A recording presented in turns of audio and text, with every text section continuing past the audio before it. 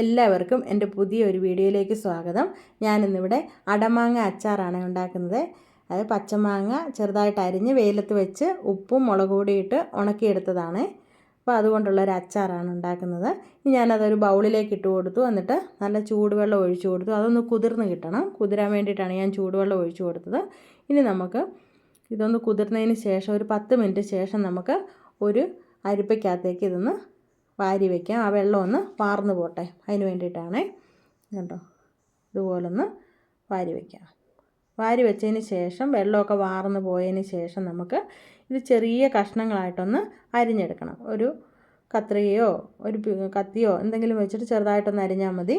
ഇപ്പോൾ നല്ല സോഫ്റ്റായേ, വെള്ളത്തിലിട്ടിരുന്നതുകൊണ്ട് നല്ല സോഫ്റ്റായിട്ടുണ്ട്.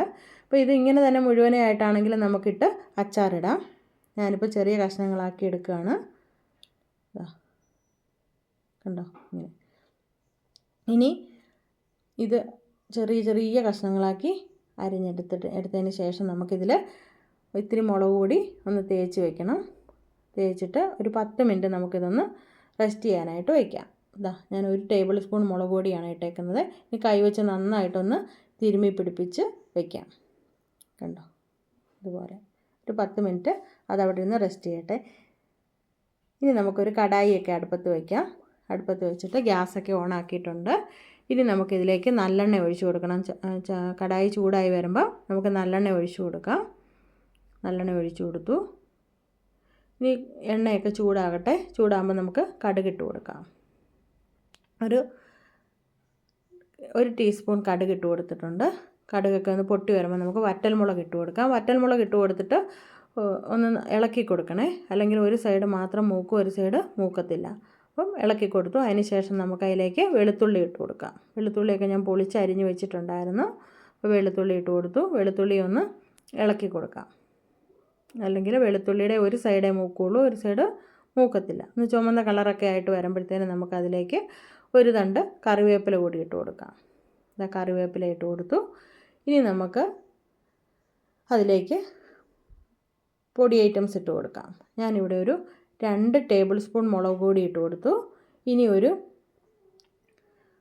ടീസ്പൂൺ കായപ്പൊടി ഇട്ട് കൊടുത്തു.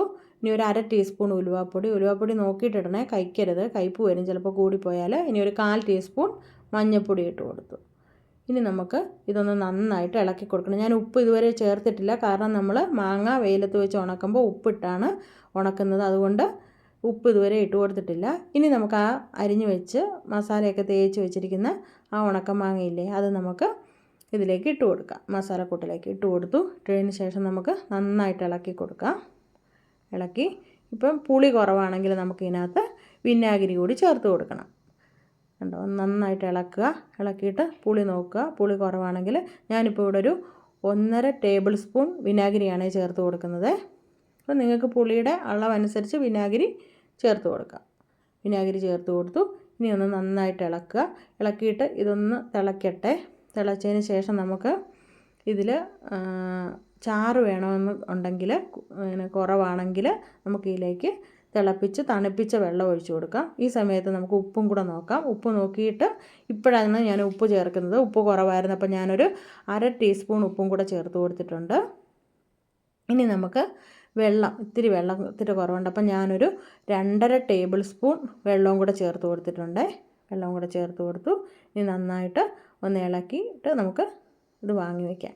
ഇതെൻ്റെ കൂട്ടുകാരി നാട്ടിൽ ചെന്നപ്പോൾ, കൊല്ലത്ത് ചെന്നപ്പോൾ തന്ന അടമാങ്ങയാണ്. എൻ്റെ കൂട്ടുകാരി ശോഭ, എൻ്റെ ബെസ്റ്റ് ഫ്രണ്ടാണ്, അവൾ തന്നതാണ്. അപ്പോൾ ഞാനൊന്ന് അച്ചാറിട്ട് നോക്കാമെന്ന് വിചാരിച്ചു. അങ്ങനെ അച്ചാറിട്ടതാണ്. അപ്പം നിങ്ങൾ ആദ്യമായിട്ടാണ് എൻ്റെ വീഡിയോ കാണുന്നതെങ്കിൽ സബ്സ്ക്രൈബ് ചെയ്യാൻ മറക്കരുത്. ലൈക്കും ഷെയറും കമൻറ്റും ഒക്കെ ചെയ്യണം. ഇപ്പോൾ മാങ്ങയുടെ സമയമൊക്കെ അല്ലേ, അപ്പോൾ എല്ലാവരും ഇതുപോലെ മാങ്ങയൊക്കെ ഒന്ന് പറിച്ച് അരിഞ്ഞ് വെയിലത്ത് വെച്ച് ഉണക്കി ഒന്ന് അച്ചാറൊക്കെ ഇട്ട് നോക്കണേ. എന്നിട്ട് അഭിപ്രായം അറിയിക്കാനും മറക്കരുത്. അപ്പോൾ വീണ്ടും നല്ലൊരു വീഡിയോയുമായി നാളെ കാണാം. Okay, by.